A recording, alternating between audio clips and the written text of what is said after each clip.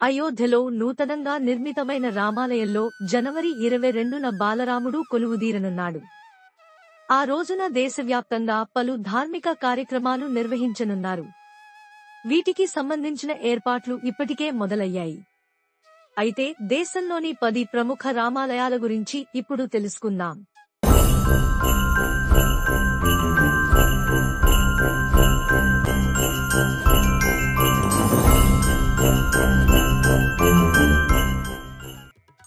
అయోధ్య రామ మందిరం, ఉత్తరప్రదేశ్.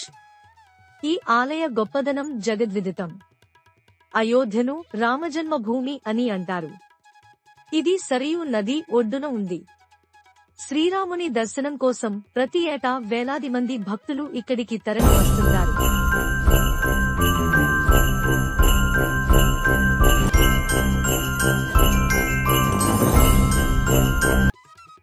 త్రిప్రయార్ శ్రీరామ దేవాలయం, కేరళ. ఈ ఆలయం కేరళలోని త్రిశూర్ జిల్లాలో ఉంది. ఇక్కడ కొలువైన శ్రీరాముని విగ్రహాన్ని శ్రీకృష్ణుడు పూజించాడని చెబుతారు. కేరళలోని చెట్టువా ప్రాంతానికి చెందిన మత్స్యకారుడు ఈ విగ్రహాన్ని ఇక్కడ ప్రతిష్ఠించాడంటారు. తరువాతి కాలంలో ఆ ప్రాంత పాలకుడు వకేల్ కైమల్ ఆ విగ్రహాన్ని త్రిప్రయార్ ఆలయంలో ప్రతిష్ఠించాడు. ఇక్కడికి వచ్చిన భక్తుడు దుష్టశక్తుల నుండి విముక్తి పొందుతారని భక్తులు నమ్ముతారు.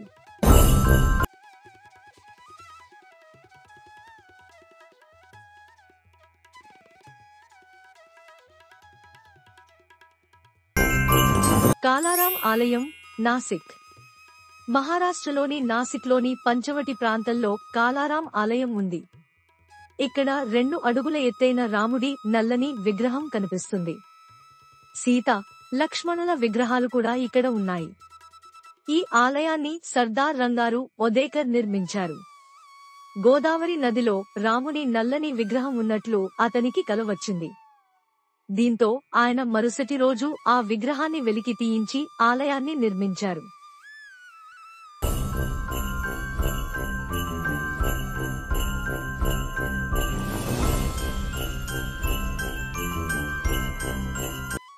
సీతా రామచంద్రస్వామి ఆలయం, తెలంగాణ.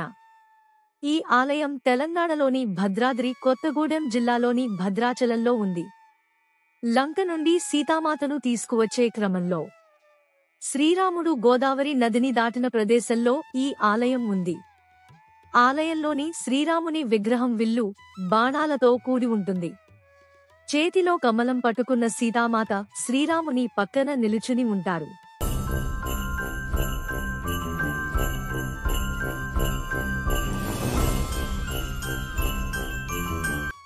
రామరాజ దేవాలయం, మధ్యప్రదేశ్. ఈ ఆలయం మధ్యప్రదేశ్లోని ఓర్చాలో ఉంది. భారతదేశంలో శ్రీరాముని దేవునిగా కాకుండా రాజుగా పూజించే ఏకైక ఆలయం రామరాజ ఆలయం.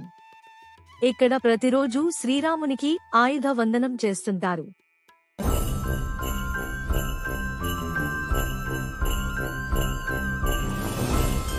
కనక్ భవన్ ఆలయం, అయోధ్య. అయోధ్య రాముని జన్మస్థలం. ఇక్కడే ఉన్న కనక్ భవన్ ప్రముఖ రామాలయాల్లో ఒకటిగా పరిగణిస్తుంటారు. ఆలయంలోని బంగారు సింహాసనాలపై ఆభరణాలతో అలంకృతమైన సీతారాములు ఉన్న కారణంగా ఈ ఆలయానికి కనక్ భవన్ ఆలయం అనే పేరు వచ్చింది. సూర్యుడు ఉదయించినప్పుడు ఆలయ గోడలు అద్భుతంగా కనిపిస్తాయి.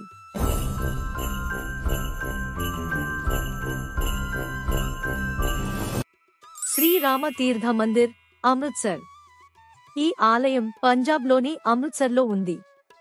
లంక నుండి వచ్చిన తరువాత సీతామాతను శ్రీరాముడు విడిచిపెట్టినప్పుడు ఆమె వాల్మీకి మహర్షి ఆశ్రమంలో ఆశ్రయం పొందారు.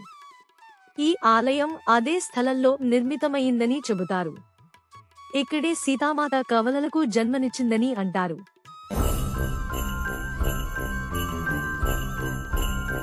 కోదండ రామస్వామి దేవాలయం, చిక్కమగళూరు. ఈ ఆలయం కర్ణాటకలోని చిక్కమగళూరు జిల్లాలో ఉంది. హిరమగళూరులో పరశురాముడు శ్రీరాముని వివాహ దృశ్యాలను చూపించమని ఆయనను అభ్యర్థించాడట. దీనికి ప్రతిగా కోదండరామస్వామి ఆలయంలోని విగ్రహాలు హిందూ వివాహ అలంకారంలో కనిపిస్తాయి.